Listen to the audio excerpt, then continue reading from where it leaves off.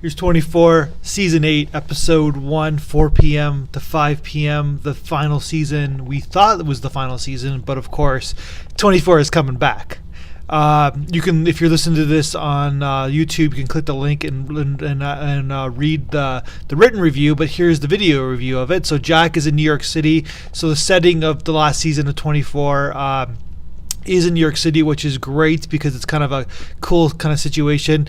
Jack is ready to go with the daughter and with his granddaughter and his daughter Kim and his son-in-law. He's ready to go back to Los Angeles and set up his life. He's going to hit into the grandfather role. But an old CI shows up and needs Jack to do one last thing for a favor because he's got intel on we'll get to it later, but he's got some intel.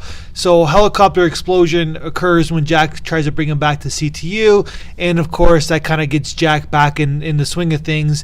You also got Chloe, who was at CTU New York City. Remember season 7 where they disbanded CTU, but I guess because of all the shenanigans that took place in Washington, D.C. in season 7, they brought back CTU, and Chloe's back working, but she's not on top of today's technology. So it's kind of like showing Chloe as sort of the technology or nerdy underdog, which is kind of a cool little way to do for 3 or 4 hours.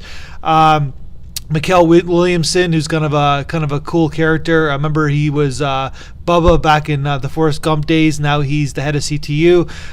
So what this whole season is about this peace treaty that's going to be occurring with the United States, a made-up Middle East country. So it's kind of like a cross between Pakistan and Iraq. I guess that's the best way to put it, this country, and of course Russia. So 3 of them are going to sign this huge peace treaty, which is going to set up the entire season 8. And the thing of the intel that the CI has on Jack that Jack figures out is that there's an assassination to assassinate the president of the Middle East country. I think it's President Hassan.